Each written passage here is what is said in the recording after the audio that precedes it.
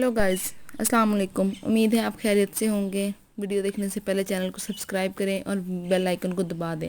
आज की हमारी कहानी का मौजू है चुटको जिन की वापसी। शहजादी इरम बहुत आराम से थी। सामरी जादूगर कहीं जाकर उसे गहरी नींद सो चुका था। उसे लगातार 4-5 बदतरीन शिकस्त का सामना करना पड़ रहा था।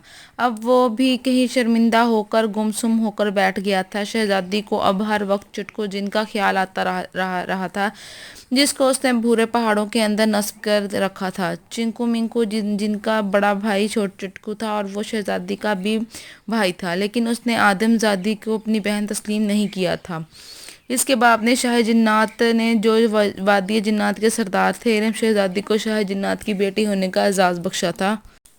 और यही बात चुटकू को पसंद नहीं आई थी। उसने शहजादी इरम को सामरी जादूगर के साथ मिलकर कई बार नुकसान पहुंचाने की कोशिश की, लेकिन मुंह की खाई। शाह जिन्नात जिन बाबा ने अपने तमाम रूहानी ताकत शहजादी इरम को मुंतकिल कर दी थी, ये बात भी चुटकू को बर्दाश्त ना हुई थी।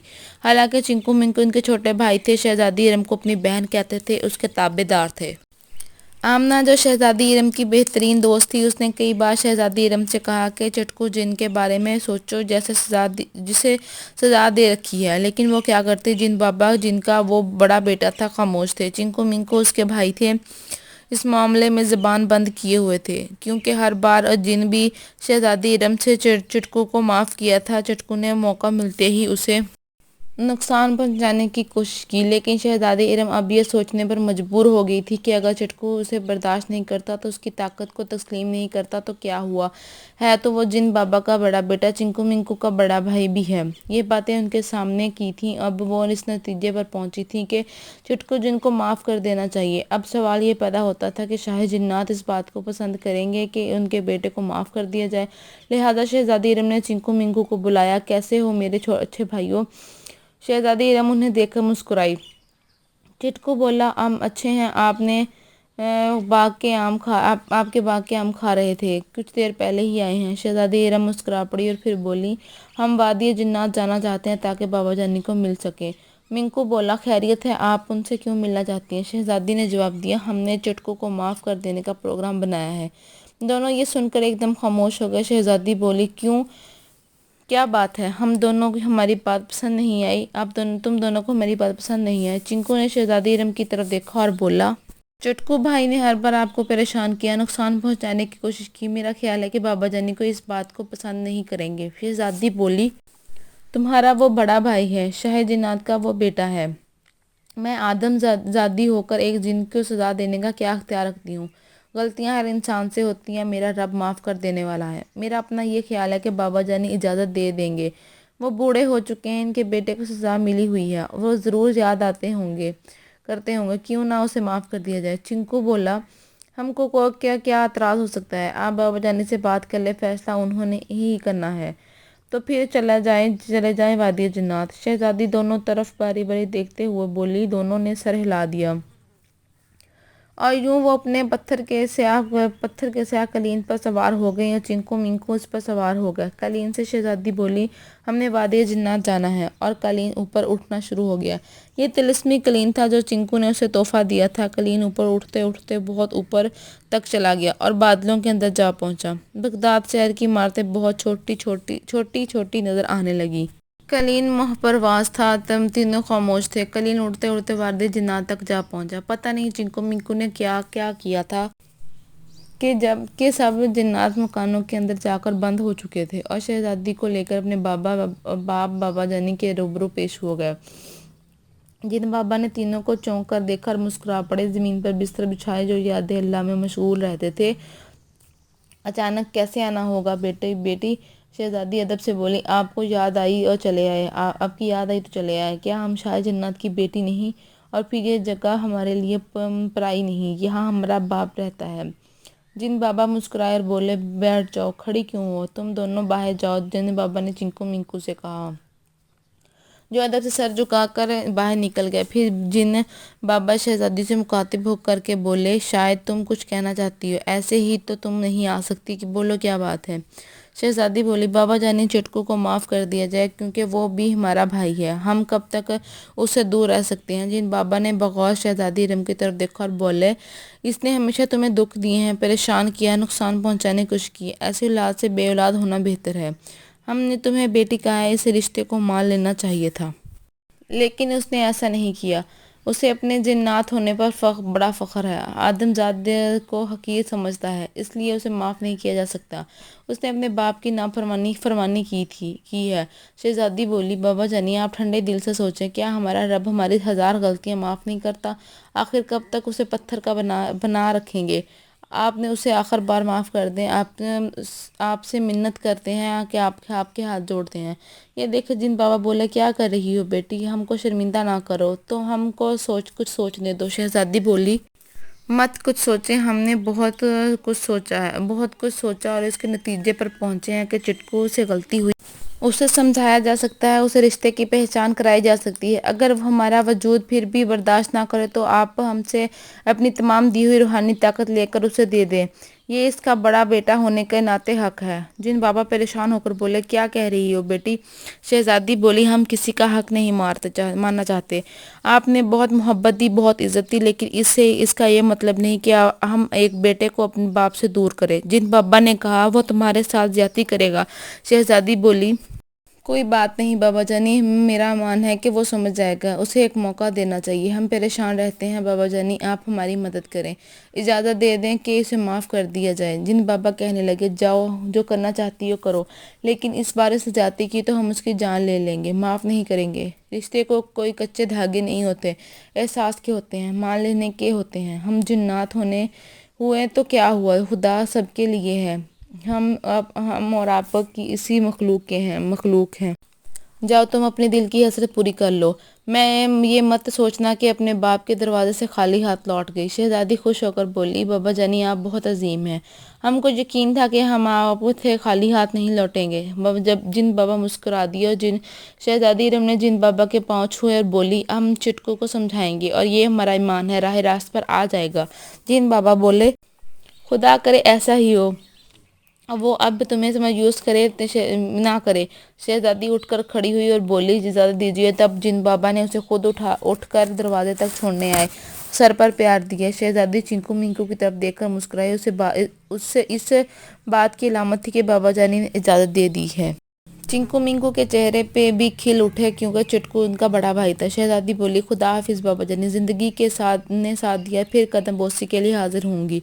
اور پھر تینوں رخصت ہو گئے۔ قلین پر جا بیٹھے۔ دونوں جنات کے لیے بغداد آنا جانا کوئی مشکل نہیں تھا، البتہ قلین صرف شہزادی ارم کے لیے تھا کیونکہ وہ جنات جیسی صفات نہیں رکھتی تھی۔ قلین ایک بار پھر پرواز کر رہا تھا اور کچھ دیر بعد محل کے باغ ارم میں آ کر اترا۔ شہزادی نے چنکو منکو کو مسکرا کر دیکھا اور بولی، سب سے عظیم کام یہ ہوتا ہے کہ غلطی کرنے والے کو معاف کر دیا جائے، اسے موقع دیا جائے، اسے اپنے آپ کو سدھارے۔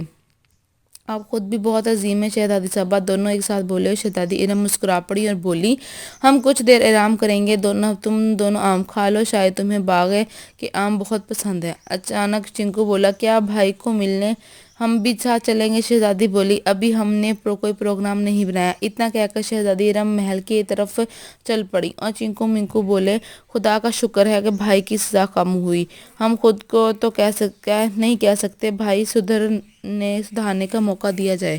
لیکن میرے بھائی منکو، اگر بھائی نے پھر کوئی شرارت کی تو کیا ہوگا؟ پھر بہت برا ہوگا کیونکہ بابا جانی اسے معاف نہیں کریں گے۔ پتہ نہیں شہزادی صاحبہ نے کس طرح بابا جانی کو راضی کیا اور وہ راضی ہو گئے۔ انہیں منانا بہت مشکل تھا۔ پھر بھی بھائی ذرا سوچو، اگر چٹکو بھائی اپنی حرکتوں سے باز نہ آئے تو کیا ہوگا؟ ہم ہمیشہ کے لیے بھائی کو کھو دیں گے۔ چنکو بہت سنجیدگی سے بولا، اور یہی بات مجھے پریشان کر رہی ہے، خدا بہتر کرے گا، فکر مند ہونے کی ضرورت نہیں۔ چنکو نے اپنے بھائی منکو کو تسلی دی، حالانکہ دل اس کا بھی اندر سے ڈر رہا تھا۔ شہزادی کچھ دیر آرام کرنے کے بعد اور لباس تبدیل کرنے کے بعد واپس آ گئی۔ اس بار ان کی بہترین دوست آمنہ بھی ساتھ تھی۔ چنکو منکو نے انہیں سلام کیا اور مسکرا پڑی اور کہنے لگی، آج ہم بھی پہلی بار طلسمی قلین پر پرواز کریں گے۔ اور آپ سب کو کے ساتھ کوکاف کی سیر کریں گے۔ کوکاف، چنکو منکو دونوں پریشان ہو کر بولے کیوں نہیں، کیونکہ انہوں نے یہ معلوم تھا کہ بھورے پہاڑوں تک جانا یہاں پر چٹکو غار کے اندر نصب ہے۔ ہاں کوکاف، پریوں کے دیس ہے، پہلے ادھر جائیں گے پھر چٹکو بھائی سے ملیں گے، آمنہ مسکرا کر بولی۔ تب دونوں کے چہرے کھل اٹھے کیونکہ سبزی پری نیلم پری اور ان کی منگیتر تھی، ملاقات ہونے والی تھی۔ دونوں نے مشکور نظروں سے شہزادی ارم کی طرف دیکھا، مسکرا پڑی تھی اور بولی میں نے اپنی ہونے والے بھابھیوں سے ملنا ہے، کیوں ٹھیک ہے نا؟ دونوں نے شرما کر سر جھکا لیے تھے۔ شہزادی ارم کو ان کی یہ ادا بہت پسند تھی اور شرمیلے تھے۔ آمنہ پہلی بار کلیم پر پرواز کرنے والی تھی اور وہ پہلی بار اپنی دوست شہزادی ارم کے ساتھ سفر کرنے والی تھی۔ وہ بہت خوش تھی۔ خوش تو چنکو منکو بھی تھے، ایک بھائی کی آزادی کی خوشی اور دوسری اپنی منگیتروں سے ملنے کی خوشی۔ اور آمنہ اس لیے خوش تھی کہ شہزادی ارم کے ساتھ لے جا رہی تھی، ورنہ پہلے کبھی ایسا نہیں ہوا تھا۔ وہ چاروں افراد کلین پر بیٹھ گئے اور کلین کو شہزادی ارم نے کوکاف چلنے کا کہا۔ کلین زمین سے اٹھنے لگا تو آمنہ ڈر سی گئی۔ شہزادی نے اسے ہاتھ تھام لیا اور بولی ڈرنا مت، کچھ نہیں ہوگا، پہلے مجھے بھی ڈر لگا تھا، اس لیے گھبرانا نہیں۔ آمنہ سر ہلا دیا۔ کلین آہستہ آہستہ اوپر اٹھتے وہ بہت اوپر چلا گیا بادلوں کے درمیان۔ آمنہ کو بہت مزہ آ رہا تھا۔ چنکو منکو بھی مسکرا رہے تھے، البتہ شہزادی ارم سنجیدہ تھی، اور سنجیدہ اس لیے تھی کہ ذہن کو چٹکو سے ملنے کے لیے تیار کر رہی تھی۔ کلین کوکاف کی طرف اڑتا جا رہا تھا، وہ بادلوں کے درمیان اڑ رہا تھا۔ آمنہ نیچے نہیں آ رہی تھی کیونکہ ایک بار اس نے اسے دیکھنے کی کوشش کی تھی اور خوف سے آنکھیں بند کر لی تھی۔ کلین پرواز کرتے ہوئے جب بورے پہاڑوں سے گزرا تو شہزادی ارم اور چنکو منکو نے ایک ساتھ نیچے دیکھا کیونکہ وہاں ایک غار کے اندر چٹکو بند تھا۔ شہزادی نے ایک گہری سانس لی تھی۔ کلین کوکاف کی نیلی جھیل کے کنارے اتر گیا۔ اچانک بے شمار دیو اور پریاں ادھر بھاگ اٹھی تھی۔ جھک کر سب سے شہزادی کو سلام کیا۔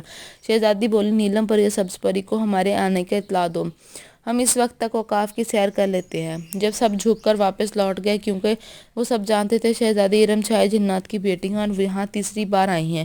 نیلم پری کو وہاں کا نگران اعلیٰ بنا دیا تھا۔ شہزادی ارم آمنہ کو لے کر آگے بڑھتی تھی۔ ہر طرف سبزہ ہی سبزہ تھا، ہریالی ہی ہریالی تھی، پودے، پھول، ندیاں، چھوٹے چھوٹے پہاڑوں سے گرتے ہوئے آبشار، ہر قسم کے پھل درخت پر لگے ہوئے تھے۔ اس قدر حسین منظر آمنہ دم خود بخود ہو گئی۔